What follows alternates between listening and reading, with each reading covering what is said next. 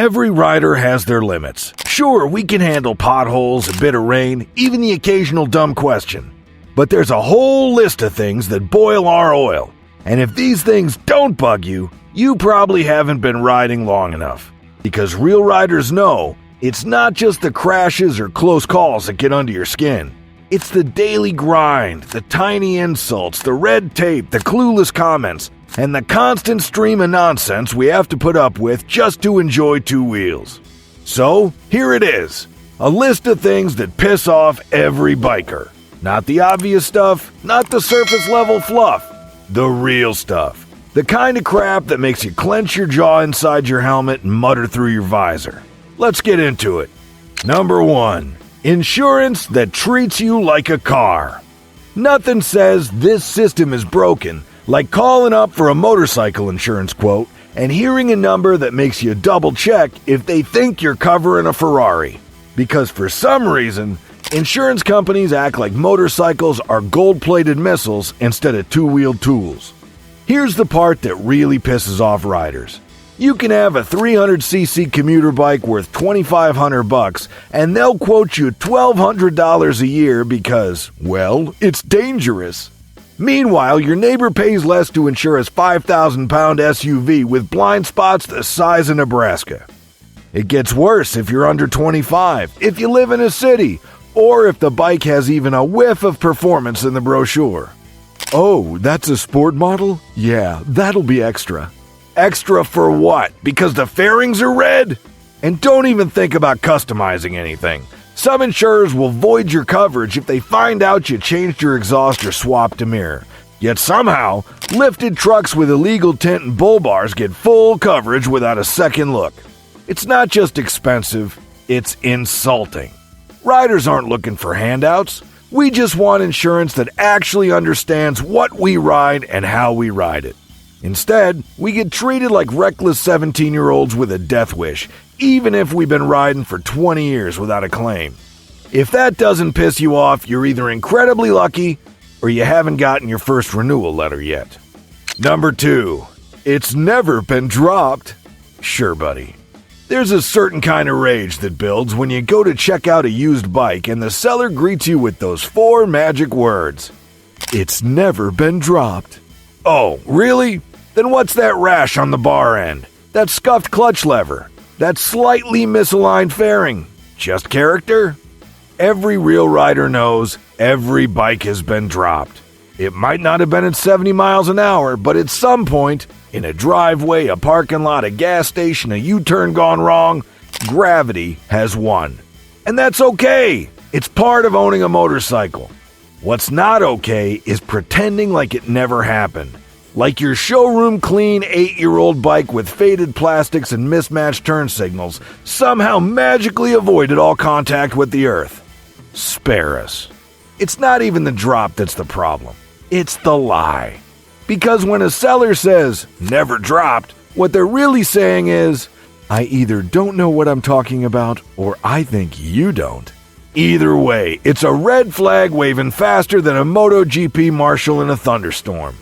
You want to piss off a real rider?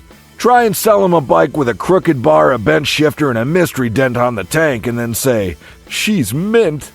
Yeah, mint like a bag of shattered peppermints. Number 3. You must be a mechanic, right? There's something about riding a motorcycle that makes people assume you're automatically part racer, part mechanic, and part wizard. Suddenly everyone thinks you rebuild engines for fun and diagnose carb issues by smell. Newsflash. Just because we ride doesn't mean we're all qualified to tear down a V-twin blindfolded. It's not that we don't learn things. Every rider picks up tips over time. You figure out how to check your chain, bleed brakes, maybe even do a valve check if you're brave. But people act like if you can't rebuild a crankcase on the side of the road in the rain, you're not a real rider. Worse, if you do know your way around a wrench, suddenly you're everyone's free motorcycle consultant. Cousin just bought a 15-year-old sport bike off Craigslist? Cool. Guess who they call when it won't start? Guy at work bought a Chinese 250 that won't idle. Yep, that's your Saturday now. And heaven help you if you say, I just take mine to a shop. The judgment, the raised eyebrows, the, Oh, you're one of those riders.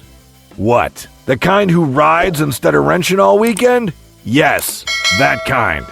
Being a biker doesn't mean you're a full-time tech. It means you love to ride. And if you've ever had to explain that for the 100th time with someone holding up a carburetor asking, "Is this normal?" you know exactly why this pisses people off. Number 4. The used bike title nightmare. You finally find it, the used bike you've been hunting for. Great price, decent condition, runs fine, the seller seems cool.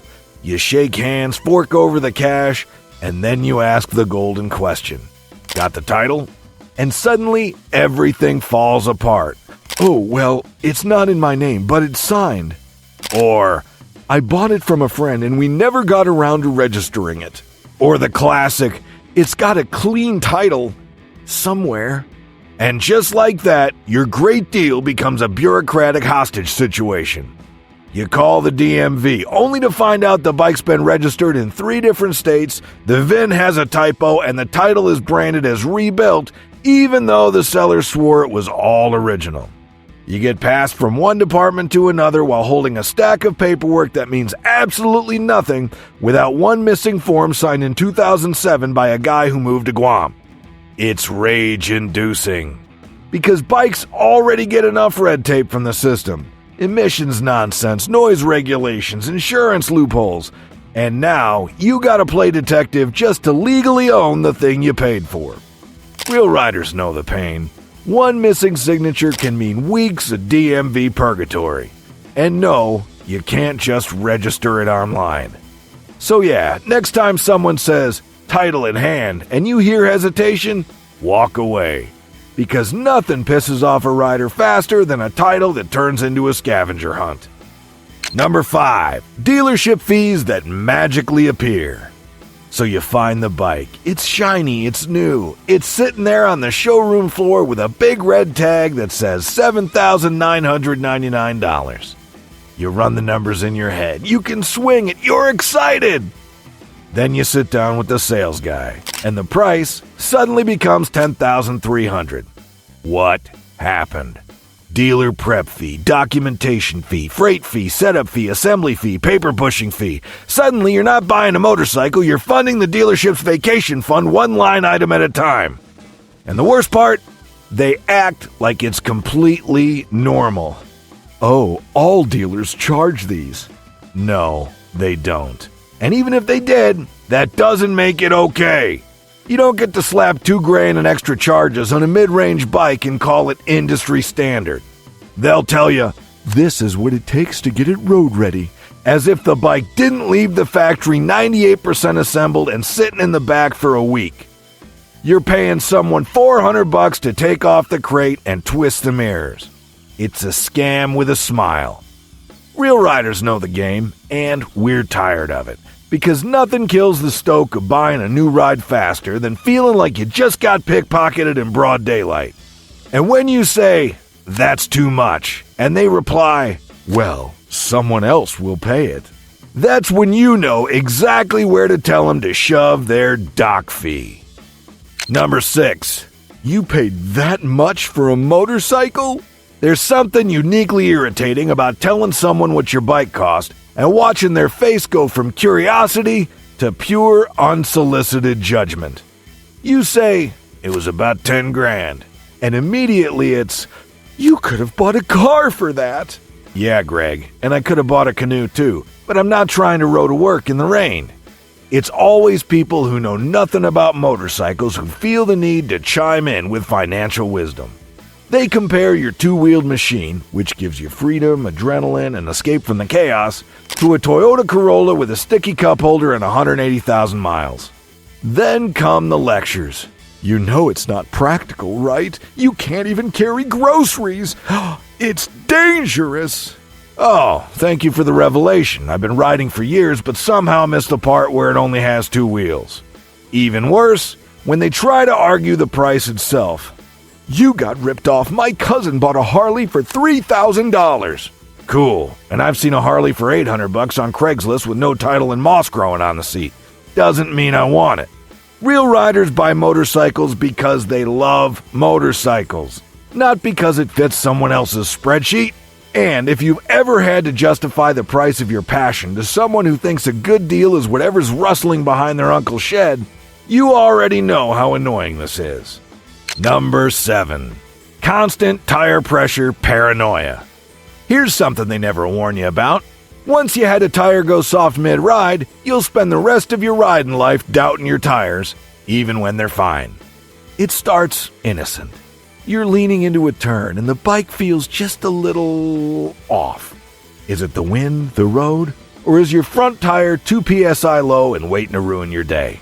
From that moment on, every wiggle, every vague steering input, every weird lean angle makes you question your air pressure like your life depends on it. Because it kinda does. One slow leak and you'll be checking your tires at every gas stop like you're prepping for a MotoGP sprint. You'll start carrying a gauge in your jacket. You develop a sixth sense for tire temp. You tap your sidewalls like a paranoid drummer just to feel if they're right. And if someone tells you they just go by feel, you look at them like they're psycho. This isn't OCD, it's survival instinct. A low tire can change your bike's behavior in a heartbeat, especially on heavier machines or under load. It affects braking, handling, even straight line stability. And nobody wants to find out their rear is squishy mid-corner on a mountain pass. So yeah, we check. Obsessively. Because if you ever had a tire betray you once, you never trust again without proof.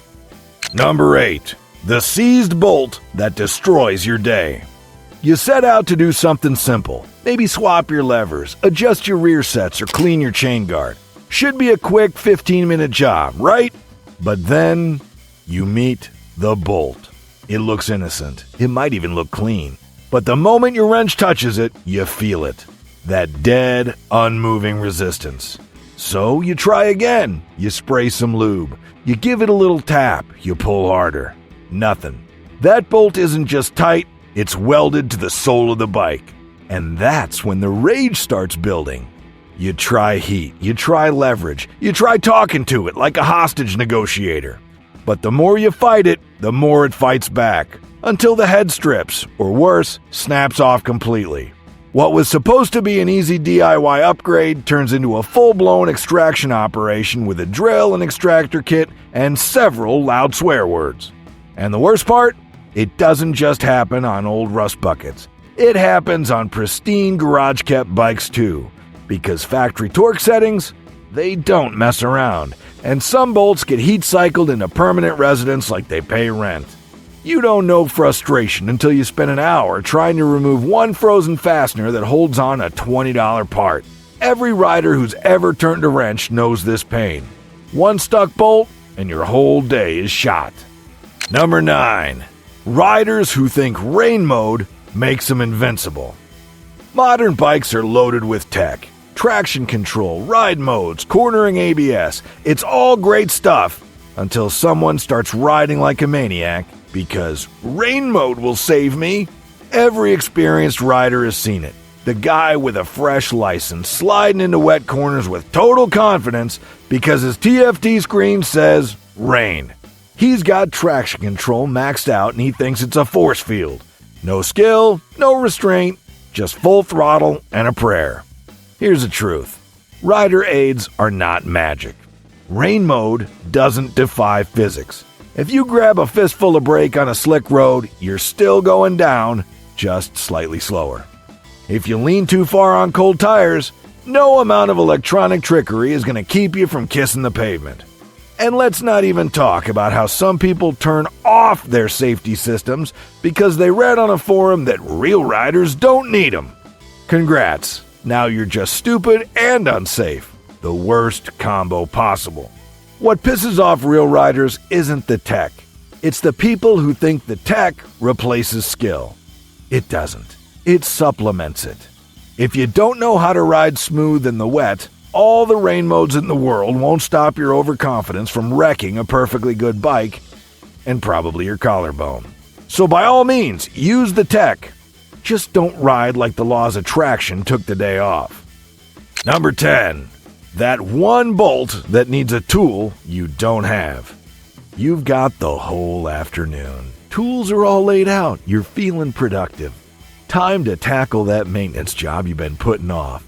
Oil change, fairing removal, maybe even a brake pad swap. Easy stuff. Until you hit that one stupid bolt. It's not stripped, it's not seized, it's just Torx. Or a weird Allen size. Or worse, it's buried behind a part that was clearly designed by someone who hates mechanics. You open your kit. No dice. You look through the garage. Nothing. Now your whole day is derailed because of one obscure bolt head you've never seen before in your life. Bonus points if it's on a part you've removed a dozen times before, but now, for some reason, it's a different size. Or it's safety torqued from the factory and you can't break it loose without a breaker bar the size of a fence post. You check forums. Oh yeah, you need a 12-point spline bit with U-joint extension and a prayer to Enzo Ferrari. Great. This is the moment every rider learns. Motorcycles don't care how prepared you think you are. There's always one bolt that mocks your entire tool set. And nothing makes you want to throw a wrench across the garage faster than having to pause everything, drive to the store, buy one tool for one bolt you'll probably never touch again. Number 11. Mechanics who talk down to you. You roll your bike into the shop. You've done your research. You know something's off. Maybe it's a fueling issue. Maybe it's a charging problem. You explain it clearly, politely, maybe even throw in a specific code or symptom. And then the mechanic gives you that look. The one that says, "Aw, that's cute. You think you know bikes." Real riders hate this because there's a massive difference between a good mechanic who educates and helps and the arrogant know-it-all who treats every customer like they're an idiot until proven otherwise. You can feel the tone shift. They interrupt. They roll their eyes. They act like every question is a waste of time. And God forbid you mention something you tried to fix on your own. Then you're suddenly the problem. What's worse, sometimes they'll gaslight you. That noise is normal. They all do that. No, they don't. And no, it isn't. You ride this machine every day. You know when it feels wrong. And here's the kicker. It's not about ego. Riders don't expect praise for knowing basic maintenance. We just want to be taken seriously. When someone talks down to you because you don't work full-time in a greasy apron, it's not just condescending, it's infuriating. You're trusting this person with your bike, your safety, and your wallet. The least they can do is respect that you might actually know what you're talking about. Number 12. When your glove gets stuck inside your helmet. It sounds small. It is small, but it's infuriating every single time. You're getting geared up, in a hurry. Maybe someone's waiting on you. You grab your helmet with one glove already on, and as you go to put it on, the finger of your glove snags the liner. Now you're stuck. Not fully in, not fully out. You can't adjust your strap. You can't pull your glove back. You just stand there, sweating, swearing, and trying not to tear the cheek pad out like an animal. And if anyone's watching, oh, that's the cherry on top. Real riders know this pain. It's a ritual. You think you learned your lesson, but next time, same mistake. Doesn't matter if it's a $100 lid or a $900 one. The liner grabs fabric like it's personal. It's not a big deal, but in that moment, you want to throw your helmet across the garage. The truth is, the longer you ride, the more little things start to grind your gears. But hey, that's part of the lifestyle. We ride because we love it. We stay because deep down, we know it's all worth it. So, what did I miss? What gets under your skin as a rider? Drop it in the comments. Let's make a list so complete, even the DMV couldn't ignore it. And if you liked this one, hit that like button and subscribe, because I got plenty more coming that'll speak to your inner bike rage. Keep riding, keep ranting, and keep the rubber side down.